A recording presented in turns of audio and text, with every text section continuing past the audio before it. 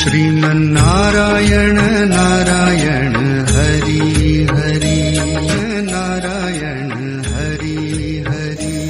श्री विष्णु पुराण। नारायणं नमस्कृत्य नरं चैव नरोत्तमं देवीं सरस्वती व्याप्तं ततो जयमुदीरयेत्। 13वां अध्याय। राजा वेन और पृथु का चरित्र। श्री पराशर जी बोले, हे मैत्रेय, ध्रुव के सृष्टि और भव्य नाम के पुत्र हुए।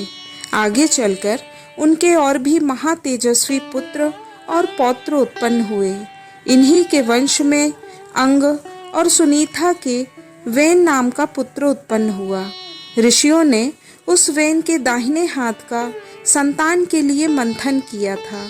हे महामुनि, वेन का हाथ का मंथन करने पर उसे वन्य नाम का महिपाल उत्पन्न हुआ, जो प्रथम नाम से विख्यात है। ऋषियों ने उस वेन के दाहिने हाथ का संतान के लिए मंथन किया था। हे महामुनि, वेन के हाथ का मंथन करने पर उसे वैन्य नामक महिपाल उत्पन्न हुए, जो पृथु नाम से विख्यात है, और जिन्होंने प्रजा के हित के लिए पूर्व काल में पृथ्वी को दोहा था। श्री मैत्रेय जी बोले, हे मुनि श्रेष्ठ, महर्षियों ने वेन के हाथ का मंथन क्यों किया, जिससे इस महापराक्रमी पृथ्वी का जन्म हुआ। श्री पराशर जी बोले, हे मुने, मृत्यु की सुनीता नाम की जो पुत्री थी, उसका विवाह अंग से हुआ था।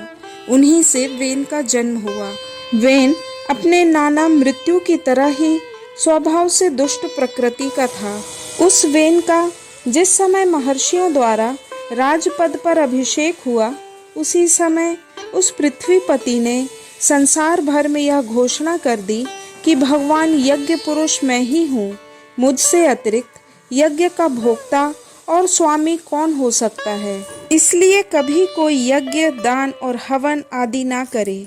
हे मैत्रेय, तब ऋषियों ने उस पृथ्वीपति के पास उपस्थित हो पहले उसकी खूब प्रशंसा करके सांत्वना युक्त मधुर वाणी से कहा। ऋषिगण बोले, हे राजन, हे पृथ्वीपते, तुम्हारे राज्य और देह के उपकार तथा प्रजा के हित के लिए हम जो बात करते हैं सुनो, तुम्हारा कल्याण हो। देखो, हम बड़े बड़े यज्ञों द्वारा जो सर्व यज्ञेश्वर देवाधिपति भगवान हरि का पूजन करेंगे, उसके फल में से तुमको भी भाग मिलेगा। हे नृप, इस प्रकार यज्ञों के द्वारा यज्ञ पुरुष भगवान विष्णु प्रसन्न होकर हम लोगों के साथ तुम्हारी भी सकल कामनाएं पूर्ण करेंगे।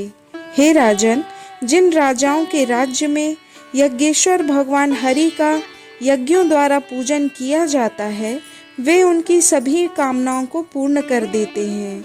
वेन बोला, मुझसे भी बढ़कर ऐसा और कौन है जो मेरा भी पूजनीय है, जिसे तुम यज्ञेश्वर मानते हो।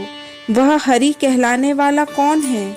ब्रह्मा, विष्णु, महादेव, इंद्र, वायु, यम, सूर्य, अग्नि, वरुण, धाता, पूषा, पृथ्वी और चंद्रमा, इनके अतिरिक्त और भी जितने देवता शाप और कृपा करने में समर्थ हैं, वे सभी राजा के शरीर में निवास करते हैं। इस प्रकार राजा सर्वदेवमय है। हे ब्राह्मणों, ऐसा जानकर मैंने जैसा जो कुछ आज्ञा की है वैसा ही करो। देखो, कोई भी दान, यज्ञ और हवन आदि ना करे। हे द्विजगण, स्त्री का परम धर्म जैसे अपने पति की सेवा करना ही माना गया है, वैसे ही आप लोगों का भी धर्म है मेरी आज्ञा का पालन करना। ऋषिगण बोले, महाराज, आप ऐसी आज्ञा दीजिए जिससे धर्म का क्षय ना हो। देखिए, यह सारा जगत यज्ञ का ही परिणाम है। श्री पराशर जी बोले, महर्षियों के इस प्रकार बारंबार समझाने और कहने सुनने पर भी जब वेन ने ऐसी आज्ञा नहीं दी, तो वे अत्यंत क्रुद्ध और अमर्षयुक्त होकर आपस में कहने लगे, इस पापी को मारो, जो अनादि और अनंत यज्ञ पुरुष प्रभु विष्णु की निंदा करता है। वह अनाचारी किसी प्रकार से पृथ्वीपति होने के योग्य नहीं है। ऐसा कहकर मुनि गणों ने उस राजा को पवित्र किए हुए कुश से वध कर डाला। हे द्विज, तदंतर उन मुनीश्वरों ने सब और बड़ी धूल उड़ती हुई देखी। उसे देखकर उन्होंने अपने निकटवर्ती लोगों से पूछा, यह क्या है? उन पुरुषों ने कहा, राष्ट्र के राजाहीन हो जाने से दीन दुखिया लोगों ने चोर बनकर दूसरों का धन लूटना आरंभ कर दिया है। हे मुनीश्वरों, उन तीव्र वेग वाले परधनहारी चोरों के उत्पात से ही यह बड़ी भारी धूल उड़ती दिख रही है। तब उन सब मुनीश्वरों ने आपस में सलाह कर उस पुत्रहीन राजा की जंघा का पुत्र के लिए यत्न पूर्वक मंथन किया। उसकी जंघा के मथने पर उससे एक पुरुष उत्पन्न हुआ जो जले हुए ठूंठ के समान काला, अत्यंत नाटा और छोटे मुख वाला था। उसने अति आतुर होकर उन सब ब्राह्मणों से कहा, मैं क्या करूं? उन्होंने कहा, निषेध अर्थात बैठ जाओ। यह निषाद कहलाया। इसलिए हे मुनि शार्दुल, जिससे उत्पन्न हुए लोग विंध्याचल निवासी पापपरायण निषादगण हुए, उस निषाद रूप द्वार से राजा वेन का संपूर्ण पाप निकल गया। अतः निषादगण वेन के पापों का नाश करने वाले हुए। फिर उन ब्राह्मणों ने उसके दाएं हाथ का मंथन किया। उसका मंथन करने से परम प्रतापी वेन सुवन पृथु प्रकट हुए, जो अपने शरीर से प्रज्वलित अग्नि के समान दैदीप्यमान थे।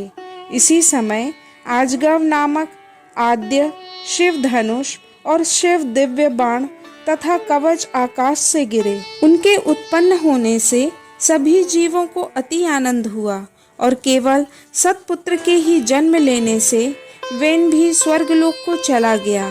इस प्रकार महात्मा पुत्र के कारण ही उसकी पुम अर्थात नरक से रक्षा हुई। महाराज पृथु के अभिषेक के लिए सभी समुद्र और नदियां, सब प्रकार के रत्न और जल लेकर उपस्थित हुए।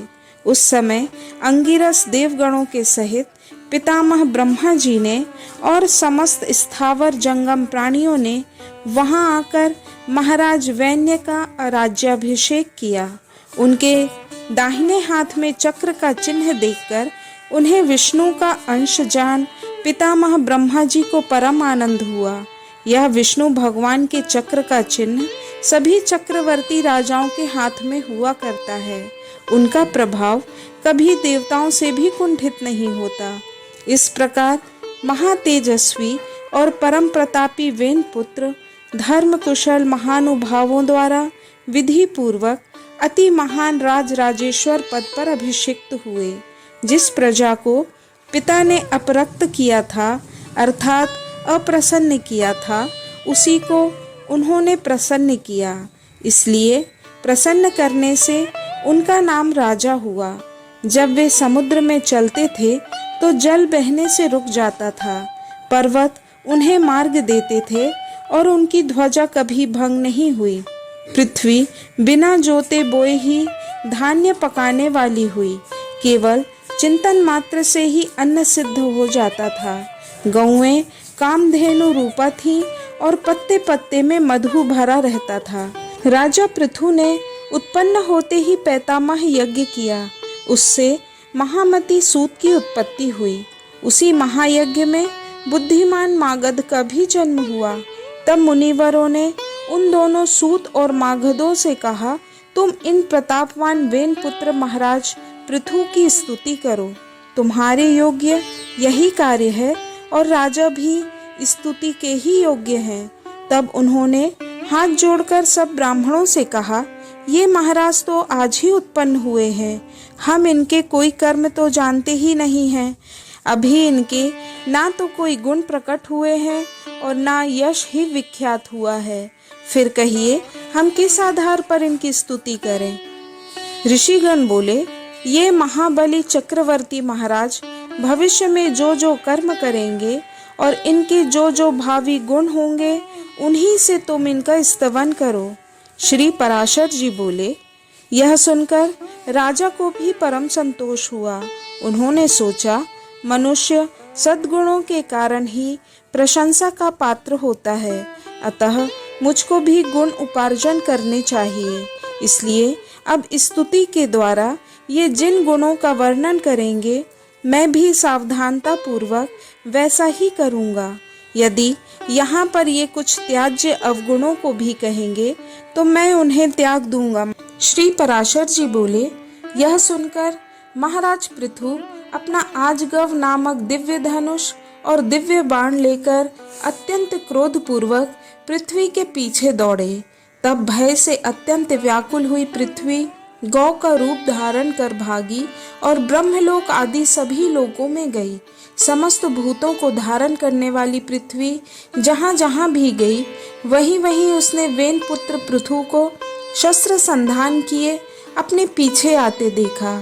तब उन प्रबल पराक्रमी महाराज पृथु से उनके बाण प्रहार से बचने की कामना से कांपती हुई पृथ्वी इस प्रकार बोली। पृथ्वी ने कहा, हे राजेंद्र, क्या आपको स्त्री वध का महापाप नहीं दिख पड़ता जो मुझे मारने पर आप ऐसे उतारू हो रहे हैं? पृथु बोले, जहाँ एक अनर्थकारी को मार देने से बहुतों को सुख प्राप्त हो, उसे मार देना ही पुण्यप्रद है। पृथ्वी बोली, हे नृपश्रेष्ठ, यदि आप प्रजा के हित के लिए ही मुझे मारना चाहते हैं तो आपकी प्रजा का आधार क्या होगा? पृथु ने कहा, अरे वसुधे, अपनी आज्ञा का उल्लंघन करने वाली, तुझे मारकर मैं अपने योग बल से ही इस प्रजा को धारण करूंगा। श्री पराशर जी बोले, तब अत्यंत भयभीत एवं कांपती हुई पृथ्वी ने उन पृथ्वीपति को पुनः प्रणाम करके कहा। पृथ्वी बोली, हे राजन, यत्न पूर्वक आरंभ किए हुए सभी कार्य सिद्ध हो जाते हैं, अतः मैं भी आपको एक उपाय बताती हूँ। यदि आपकी इच्छा हो तो वैसा ही करें। हे नरनाथ, मैंने जिन समस्त औषधियों को पचा लिया है, उन्हें यदि आपकी इच्छा हो तो दुग्ध रूप से मैं दे सकती हूँ।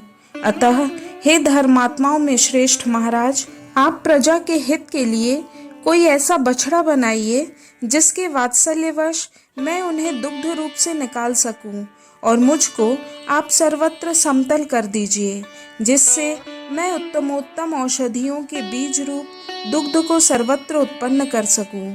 श्री पराशर जी बोले, तब महाराज पृथु ने अपने धनुष की कोटि से सैकड़ों हजारों पर्वतों को उखाड़ा और उन्हें एक स्थान पर इकट्ठा कर दिया। इससे पूर्व पृथ्वी के समतल न होने से पुर और ग्राम आदि का कोई नियमित विभाग नहीं था। हे मैत्रेय, उस समय अन्न, गोरक्षा, कृषि और व्यापार का भी कोई क्रम न था। यह सब तो वेन पुत्र पृथु के समय से ही आरंभ हुआ है। हे द्विजोत्तम, जहाँ जहाँ भूमि समतल थी, वहीं वहीं पर प्रजा ने निवास करना पसंद किया। उस समय तक प्रजा का आहार केवल फल मूलादि ही था, वह भी औषधियों के नष्ट हो जाने से बड़ा दुर्लभ हो गया था। तब पृथ्वीपति पृथु ने स्वयंभू मनु को बछड़ा बनाकर अपने हाथ में ही पृथ्वी से प्रजा के हित के लिए समस्त धान्यों को दुहा। हे तात, उसी अन्न के आधार से अब भी सदा प्रजा जीवित रहती है। महाराज पृथु प्राणदान करने के कारण भूमि के पिता हुए, इसलिए उस सर्वभूत धारिणी को पृथ्वी नाम मिला। हे मुने, फिर देवता, मुनि, दैत्य, राक्षस, पर्वत, गंधर्व, सर्प, यक्ष और पितृगण आदि ने अपने अपने पात्रों में अपना अभिमत दूध दुहा तथा दुहने वालों के अनुसार उनके सजाती ही दोग्धा और वत्स आदि हुए। इसलिए विष्णु भगवान के चरणों से प्रकट हुई यह पृथ्वी ही सबको जन्म देने वाली, बनाने वाली तथा धारण और पोषण करने वाली है। इस प्रकार पूर्व काल में वेन के पुत्र महाराज पृथु ऐसे प्रभावशाली और वीर्यवान हुए। प्रजा का रंजन करने के कारण वे राजा कहलाए। जो मनुष्य महाराज पृथु के इस चरित्र का कीर्तन करता है, उसका कोई भी दुष्कर्म फलदायी नहीं होता। पृथु का यह अत्युत्तम जन्म वृत्तांत और उनका प्रभाव सुनने वाले पुरुषों के दुख स्वप्नों को सर्वदा शांत कर देता है। श्रीमन्नारायण नारायण